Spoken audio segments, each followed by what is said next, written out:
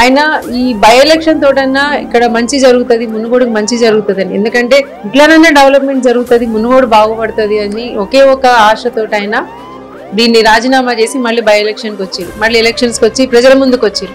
By election వస్తే తప్ప ఇక్కడ డెవలప్మెంట్ రాదు అని ఆయన, సరే ఈయన కోరిక నెరవేరింది, ప్రజల కోరిక నెరవేరింది, వచ్చినాయన్నీ తీసుకుంటారు, వేసే దగ్గర వేస్తారు ఓటు.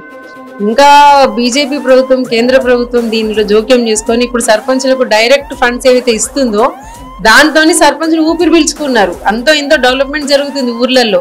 ఈ రోజు ఒక ఊర్లో ఎల్ఈడి లైట్లు వచ్చినాయన్నా, రోడ్లు వచ్చినాయన్నా, మీరు ట్రీ గార్డ్స్ చూస్తున్నారు, చెట్లు ప్లాంటేషన్ చూస్తున్నారు, మన శ్మశాన వాటికలు చూస్తున్నారు, రైతు వేదికలు చూస్తున్నారు. ఏవి చూసినా కానీ బీజేపీ వల్లనే డెవలప్మెంట్ అవుతుంది. ఉచిత కరెంట్కి మీటర్లు ఎందుకు పెడతారు? సరే బీజేపీ మీటర్లు పెట్టింది, నువ్వు ఇచ్చేది ఉచిత కరెంట్ కదా, రైతుకి ఏం సంబంధం? దానికి మీటర్లు పెడితే ఇంకోటి పెడితే ఏంటి, దానివల్ల ఏం ఎఫెక్ట్ ఏమి ఉండదు కదా. నువ్వు ఫ్రీ కరెంట్ ఇస్తున్నావు కదా, ఫ్రీ కరెంట్కి మీటర్లు ఎందుకు పెడతారు? అంటే నువ్వు ఫ్రీ కరెంట్ ఇస్తలేవా? మీటర్లు తిరుగుతున్నాయంటే దాని అర్థమైంది ఫ్రీ కరెంట్ లేనట్టే కదా. ఫస్ట్ నువ్వు ఫ్రీ కరెంట్ ఇవ్వట్లేదని మేము మీటర్ల సంగతి తర్వాత మాట్లాడుతున్నాం.